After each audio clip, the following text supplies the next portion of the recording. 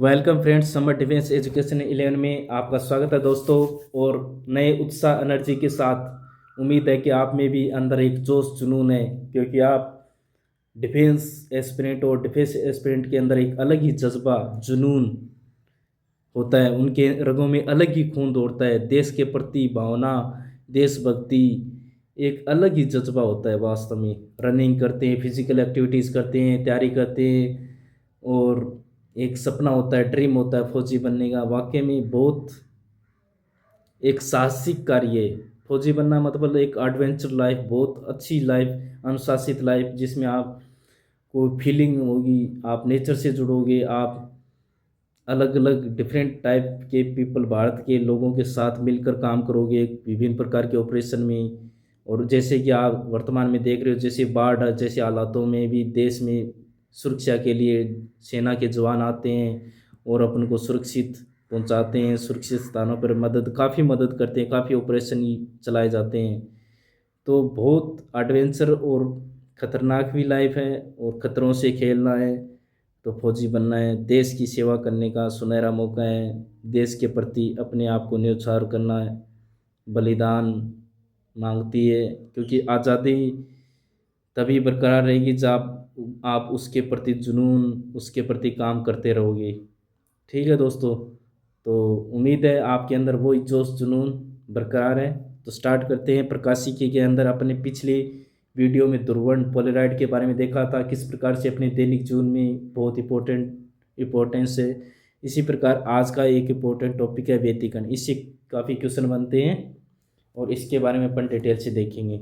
व्यतिकरण की घटना, ये भी एक प्रकाश की इम्पोर्टेंट घटना है। इसमें क्या होता है, जब दो या दो से अधिक प्रकाश तरंगें जो समान आवर्ती और लगभग समान आयाम, यानी कि इनकी आवर्ती तो समान होगी दोनों तरंगों की, कन्फर्म है, लेकिन लगभग आयाम लगभग बराबर होगा और एक ही दिशा में संचरित होती हुई, यानी कि दोनों की डायरेक्शन एक ही होगी, दोनों प्रकाश तरंगों की होती एक दूसरे पर जब अध्यारोपित होती है, तो क्या होगा, जो परिणामी तरंग होगी उसमें उसकी जो तीव्रता है उसमें परिवर्तन हो जाता है, और माध्यम के कुछ बिंदुओं पर आयाम, विस्थापन, तीव्रता अधिकतम मिलेंगे आपको, तो कुछ बिंदुओं पर ये न्यूनतम प्राप्त होंगे। यानी कि आयाम, विस्थापन, तीव्रता कुछ बिंदुओं पर अधिकतम होंगे और कुछ बिंदुओं पर न्यूनतम होंगी।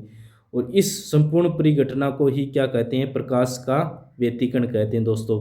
व्यतिकरण यानी इंटरफेरेंस, इंग्लिश में क्या बोलते हैं, इंटरफेरेंस, व्यतिकरण को। ठीक है दोस्तों, तो क्या होता है कि समान आवर्ती और लगभग समान आयाम की जो तरंगें एक दूसरे पर अध्यारोपित होती है, तो कुछ बिंदुओं पर तीव्रता अधिकतम और कुछ बिंदुओं पर तीव्रता न्यूनतम प्राप्त होती है। यानी कि आयाम, विस्थापन ये अधिकतम और कुछ बिंदुओं पर न्यूनतम प्राप्त होती है, और इस घटनाओं को ही व्यतिकरण कहते हैं। जब इन तरंगों के शिखर, शिखर मतलब श्रृंग, श्रृंग एक दूसरे से मिलते हैं, जब यानी कि श्रृंग एक दूसरे से मिलते हैं, तो प्रकाश बहुत चमकीला हो जाता है। जब एक का शिखर दूसरे के गर्त से मिलता है, यानी कि एक का शिखर दूसरे के गर्त से मिलता है, तो अंधेरा या धुंधलापन आ जाता है। यानी कि ये व्यतिकरण की घटना है कि जब एक का श्रृंग दूसरे का गरित भाग एक दूसरे पर क्या होते हैं, अध्यारोपित होते हैं। ठीक है दोस्तों, मतलब इस प्रकार से एक का श्रृंग दूसरे का गरित एक दूसरे पर अध्यारोपित होते हैं, तो जो क्या मिलता है, अंधेरा या धुंधलापन हो जाता है। तो अंधेरा या धुंधलापन हो जाता है। लेकिन जब इन तरंगों का क्या है, शिखर श्रृंग एक दूसरे से मिलता है, दोनों का श्रृंग एक दूसरे से मिलता है, तो क्या होगा, बहुत प्रकाश बहुत चमकीला हो जाता है। ये ध्यान रखने वाली बात है दोस्तों, कि श्रृंग कब होगा, और जब श्रृंग मिलेंगे आपस में तब क्या होगा, चमकीला होगा। जब एक श्रृंग एक गृत होगा तब अंधेरा या धुंधलापन होगा। अब चलते अपन नेक्स्ट स्लाइड पे। यहाँ अपन बात करेंगे व्यतिकरण के प्रकार। व्यतिकरण के दो प्रकार होते हैं दोस्तों, संपोषी व्यतिकरण, कंस्ट्रक्टिव इंटरफेरेंस, और डिस्ट्रक्टिव इंटरफेरेंस, यानी कि विनाशी व्यतिकरण। संपोषी व्यतिकरण और विनाशी व्यतिकरण। संपोषी व्यतिकरण में क्या होता है, जब अध्यारोपित होने वाली तरंगें समान कला में हो, अर्थात अध्यारोपित होने वाली तरंगों के मध्य कलांतर फाई बराबर 0, 2 पाई, 4 पाई या 2n पाई हो, तो परिणामी आयाम विस्थापन तीव्रता अधिकतम होती है, और इस प्रकार का व्यतिकरण क्या कहलाएगा? संपोषी व्यतिकरण कहलाएगा। यानी कि संपोषी व्यतिकरण की स्थिति में परिणामी आयाम विस्थापन तीव्रता अधिकतम प्राप्त होंगे अपन को, और उनके मध्य कलांतर क्या होगा? 2 पाई, यानी कि एक प्रकार से समगुणज प्राप्त होगा। 0 2 पाई यानी कि 2 का समगुणज प्राप्त होगा। 2 पाई 4 पाई 2n पाई, ये ध्यान रख लेना, ये डायरेक्ट पूछा जा सकता है। संपोषी व्यतिकरण में कलांतर कितना होता है? 5 बराबर 2n पाई, ये डायरेक्ट क्वेश्चन आता है। 0 2 पाई 4 पाई, और तीव्रता अधिकतम प्राप्त होती है। और जैसे और इसके कारण चमकीली फ्रिंज बनती हैं। एक तो काली फ्रिंज बनती है और एक चमकीली फ्रिंज बनती है। चमकीली फ्रिंज संपोषी व्यतिकरण की स्थिति में बनती है। जैसे मतलब ये अध्यारोपित होने वाली दो प्रकाश तरंगें हैं, एक का आयाम A1 दूसरे का आयाम A2 है। ठीक है दोस्तों, इस प्रकार से दोनों तरंगें एक दूसरे पर अध्यारोपित होंगी। अध्यारोपण के बाद अपन को ये परिणामी तरंग प्राप्त हो रही है, जिसका आयाम किसके बराबर होगा? A1 प्लस A2, यानी कि आयाम बढ़ जाता है। यही तो बात होती है कि आयाम अधिकतम हो जाता है, यानी कि आयाम बढ़ जाएगा संपोषी व्यतिकरण की स्थिति में। तीव्रता भी बढ़ेगी, विस्थापन भी बढ़ेगा। तो इस प्रकार का व्यतिकरण क्या होगा? संपोषी व्यतिकरण होगा। अब बात करेंगे नेक्स्ट स्लाइड पे अपन विनाशी व्यतिकरण की, डिस्ट्रक्टिव इंटरफेरेंस। विनाशी व्यतिकरण जब अध्यारोपित होने वाली तरंगें विपरीत कला में हो। विपरीत कला को मतलब एक दूसरे के विपरीत कला में हो तरंगें, तो उनके मध्य कलांतर क्या होगा? 5 बराबर पाई या 3 पाई 4 पाई या 2n+1 पाई, यानी कि उनके मध्य जो कलांतर क्या है? 5 बराबर पाई 3 पाई 5 पाई या 2n+1+5 हो, यानी कि विषम गुणज हो। यानी कि अपने को क्या प्राप्त होगा? पाई का विषम गुणज, विषम गुणज प्राप्त होगा। तो परिणामी आयाम विस्थापन तीव्रता न्यूनतम होगी। यानी कि जब उनके मध्य कलांतर, तरंगों के मध्य कलांतर, यानी तरंगें एक दूसरे के विपरीत कला में हो, तो उनके मध्य कलांतर क्या होगा? पाई का विषम गुणज होगा। विषम गुणज का मतलब 1 पाई 3 पाई 5 पाई 7 पाई, ये क्या होगा? उनके बीच कलांतर होगा। और जो परिणामी आयाम और विस्थापन तीव्रता क्या होगी? उस स्थिति में न्यूनतम प्राप्त होगी। और इस प्रकार के व्यतिकरण को विनाशी व्यतिकरण कहते हैं दोस्तों। और इसके कारण ही काली या अंधेरी फ्रिंज प्राप्त होती है। काली या अंधेरी फ्रिंज किसके कारण प्राप्त होगी? विनाशी व्यतिकरण के कारण, डिस्ट्रक्टिव इंटरफेरेंस के कारण। इसमें क्या होता है? जैसे ये अध्यारोपित होने वाली तरंगें, दो तरंगें, प्रकाश तरंगें एक दूसरे के विपरीत कला में, ये इसकी कला इस प्रकार से है तो इसकी कला इसकी क्या है? विपरीत है। और दोनों में आयाम क्या है? A1 A2 है। तो जो परिणामी तरंग प्राप्त होगी उसका आयाम क्या होगा? A1 - A2 होगा दोस्तों। ठीक है, जो कि क्या होगा? न्यूनतम होगा। जबकि अपन ने संपोषी व्यतिकरण में देखा था A1 + A2 था, जो कि मैक्सिमम था, अधिकतम प्राप्त हो रहा था। यहाँ पर क्या है? न्यूनतम प्राप्त हो रहा है विनाशी व्यतिकरण की स्थिति में। इसीलिए क्या बनती है? यहाँ पे काली फ्रिंजें बनती है, यानी कि स्पष्ट रूप से प्रकाश का व्यतिकरण नहीं हो पाता है विनाशी व्यतिकरण की स्थिति में, और काली फ्रिंजें प्राप्त होती हैं। अब चलते अपन नेक्स्ट स्लाइड पे, जो कि इंपॉर्टेंट व्यतिकरण से रिलेटेड जो इंपॉर्टेंट पॉइंट है उनके बारे में देखेंगे, चर्चा करेंगे। व्यतिकरण ऊर्जा संरक्षण नियम पर आधारित है, ये ध्यान रख लेना। व्यतिकरण की जो घटना है वो ऊर्जा संरक्षण नियम पर आधारित है। 1 नंबर, यहाँ से डायरेक्ट क्वेश्चन पूछा जा सकता है। अध्यारोपण से प्राप्त परिणामी तरंग का आयाम, यानी कि जब संपोषी व्यतिकरण हो चाहे विनाशी व्यतिकरण हो, जो उसमें अध्यारोपित होने के बाद जो परिणामी तरंग प्राप्त होगी उसका जो समीकरण होगा वो क्या होगा? y बराबर A sin ωt - kx plus theta, जहाँ ए क्या है? आयाम, ओमेगा कोणीय आवर्ती, टी समय हो गया, के नियतांक हो गया, एक्स विस्थापन हो गया, थीटा क्या है? कलांतर हो गया। ये ध्यान रख लेना, डायरेक्ट पूछी जा सकती है। स्टेटमेंट में देगी ये निम्न में से कौन कौन से कथन सही है, ये 3 कथन दे लें और तीनों में कोई चेंज कर दे, या प्लस डाल दे या फिर कुछ या माइनस डाल दे, तो अपन को ये ध्यान रखना है और याद करनी है तीनों समीकरण। परिणामी आयाम क्या हुआ? परिणामी आयाम का सूत्र क्या होगा उस स्थिति में जब अध्यारोपित होंगी? तो A1 का स्क्वायर प्लस A2 का स्क्वायर। आयाम है A1 A2, क्या है? आयाम है A1 प्रकाश तरंग, पहली प्रकाश तरंग का आयाम, A2 दूसरी प्रकाश तरंग का आयाम।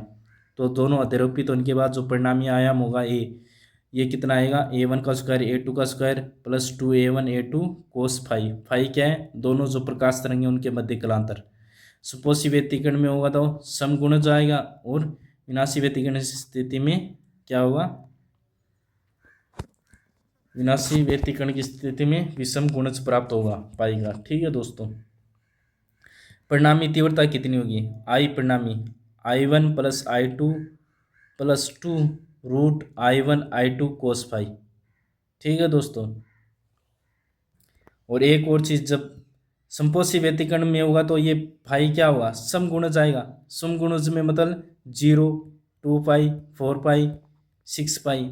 जब भी ये समगुणज आएगा इसका मान, जब कोस का मान 2n पाई होगा तब कोस का मान 0 होगा, ये ध्यान रख लेना। और कोस का मान 2n+1 पाई होगा तब उसका मान -1 आएगा। ठीक है दोस्तों, ये ध्यान रख लेना। तो यहाँ पे परिणामी तीव्रता आई परिणामी कितनी आएगी? I1 I2 plus 2 root I1 I2 कोस पाई। ये सूत्र ध्यान रख लेना। अब और इससे रिलेटेड इंपॉर्टेंट फैक्ट, संपोषी व्यतिकरण की स्थिति में, संपोषी व्यतिकरण में क्या ए बराबर क्या? A1 का स्क्वायर A2 का square 2A1 A2 cos phi. तो यहाँ पे क्या होगा? कोस फाई क्या हो जाएगा? 0 हो जाएगा, क्योंकि कोस 2n पाई का मान क्या होगा? 0 होगा, क्योंकि 2n पाई तो आएगा उसका कलांतर संपोषी व्यतिकरण की स्थिति में। तो ये 0 हो गई, ये टर्म 0 हो गई, तो अपने पास क्या बचेगा? 0 नहीं, सॉरी, उसका मान क्या आएगा? कोस 0 का मान कितना होता है? 1 होता है, 1 होता है, यानी कि अपन को +1 प्राप्त होगा। और उस स्थिति में क्या होगा? नेगेटिव प्राप्त होगा। 2n+1 पाई की स्थिति में कोस का मान कितना आएगा? -1। और जब कोस 2n पाई की बात की जाए तब मान +1 प्राप्त होगा।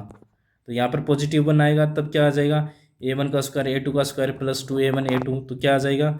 A1 प्लस A2 का होल स्क्वायर प्राप्त होगा। और उसको सोल्व करने पर क्या आएगा अपने पास? A1 प्लस A2 आया, मैक्सिमम प्राप्त होगा।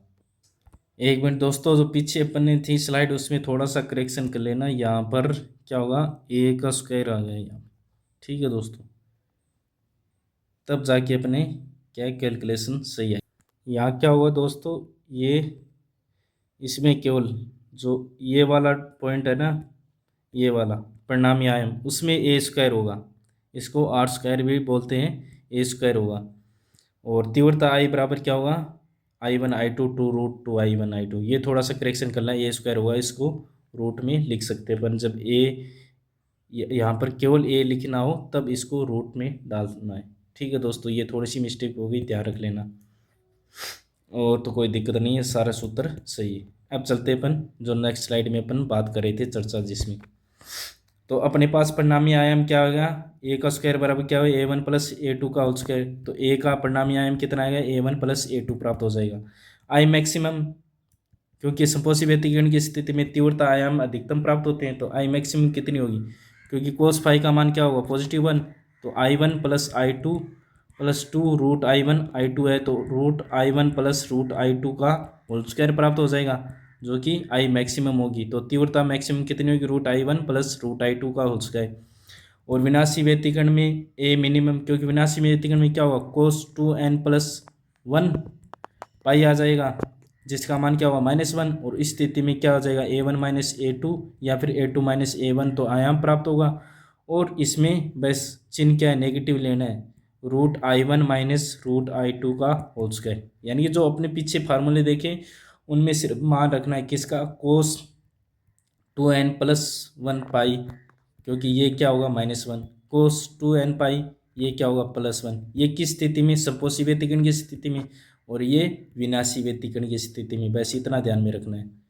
और फिर अपने फार्मूले से मान रखेंगे तो उसको सोल्व करेंगे तो अपने पास ये मान प्राप्त हो जाएंगे। यानी कि विनाशी व्यतिकरण की स्थिति में मिनिमम न्यूनतम प्राप्त हो रहा है आयाम, परिणामी आयाम न्यूनतम प्राप्त हो रहा है, परिणामी तीव्रता न्यूनतम प्राप्त हो रही है। और यही बात अपने पीछे चर्चा की थी। अब चलते हैं अपन नेक्स्ट स्लाइड पे, यहाँ बात करेंगे, नोट करने वाली है। समान आयाम की तरंगों में अध्यारोपण से प्राप्त तरंगों की तीव्रता न्यूनतम कितनी हो सकती है? 0 हो सकती है। ठीक है, और अधिकतम तीव्रता आई मैक्सिमम 4I। ठीक है दोस्तों, और माध्य तीव्रता क्या हो गई? 2I। माध्य तीव्रता 2I, अधिकतम तीव्रता 4I, और न्यूनतम तीव्रता I0। ये स्टेटमेंट वाला क्वेश्चन बन सकता है, इसे याद रख लेना। या डायरेक्ट आ सकता है कि समान आयाम की तरंगों में, समान आयाम की तरंगों में, अब लगभग आयाम वो वाला सूत्र नहीं है इसमें, अगर लगभग आयाम वाला होता तब तो वो सूत्र यूज होता, लेकिन अब क्या है, यहाँ पे समान आयाम की बात की जा रही है। समान आयाम, समान आयाम होगा ना तो आवृत्ति तो समान होती है, अगर आयाम भी समान समान हो गया तब तरंगों से अध्यारोपण से जो तीव्रता न्यूनतम जो तीव्रता थी, वैसे न्यूनतम तीव्रता कितनी प्राप्त हो रही थी, √I1 माइनस √I2 का होल स्क्वायर। लेकिन इस स्थिति में क्या होगी, शून्य प्राप्त होगी, और अधिकतम तीव्रता अपने को कितनी प्राप्त हो रही थी, √I1 प्लस √I2 का होल स्क्वायर। तो यहाँ पर अधिकतम तीव्रता कितनी प्राप्त होगी, 4I, जब आयाम भी क्या होगा, समान होगा दोनों तरंगों का। अब इसके एग्जाम्पल देख लेते हैं जो कि बहुत इंपॉर्टेंट होते हैं, व्यतिकरण के डायरेक्ट क्वेश्चन बनते हैं। सबसे पहला, आपने साबुन के बुलबुले का रंगीन देना। जब अपन कपड़े धोते हैं तो जो वॉशिंग पाउडर है उसमें डालते हैं, झाग बनाते हैं, तो जो बुलबुले बनते हैं वो क्या होते हैं, रंगीन दिखाई देते। तो आपने देखा भी होगा, और जैसे कई बार अपन छोटे बच्चे नहीं लाते हैं गुब्बारे वाला, मतलब एक गुब्बारा बनाने वाला जिसमें डुबोकर अपन हवा से फूंकते हैं तो बाहर ऐसे ऐसे बुलबुले से बन के उड़ते हैं हवा में, तो वो भी क्या रंगीन दिखाई देते हैं। तो इसके पीछे का रंगीन दिखाई देने के पीछे का कारण क्या है, व्यतिकरण की घटना है। व्यतिकरण के कारण ऐसा रंगीन दिखाई देता है, क्योंकि साबुन के या झाग के बुलबुले पर जब सफ़ेद प्रकाश पड़ता है, प्रकाश क्या है, प्रकाश का कोई रंग नहीं होता, प्रकाश क्या होता है, सफ़ेद होता है। जो सूर्य से आने वाला है वो प्रकाश क्या है, सफ़ेद होता है। आप पीला मत कर देना एग्जाम में, ये जब प्रकाश, ये तो सूर्य का प्रकाश पीला दिखाई देता है, ये आपका वहम है। प्रकाश सफ़ेद होता है, जो जिस वस्तु पर पड़ता है, जो जिस वस्तु को परावर्तित करती है वो उसी का रंग दिखाई देता है। ठीक है दोस्तों, अब अपना रंग है, रंग किसके कारण दिखाई देता है, परावर्तन के कारण दिखाई देता है। मतलब अपनी शर्ट अगर रेड कलर की है तो सफ़ेद प्रकाश इस पर गिरेगा, क्योंकि रात को अब कलर ही है, मान लो रियल में कलर है, तो फिर रात को क्यों नहीं दिखाई देता, अंधेरे में क्यों कलर नहीं दिखाई देता अपन को, अंधेरे में सब काला हो जाता है। लेकिन जब उस पर सफ़ेद प्रकाश यानी कि प्रकाश आपतित होता है, तो जो रिफ्लेक्ट होता है प्रकाश, फिर जो वो उसी प्रकाश को परावर्तित करती है, जिस प्रकाश को परावर्तित करेगी वो प्रकाश अपन को दिखाई देगा।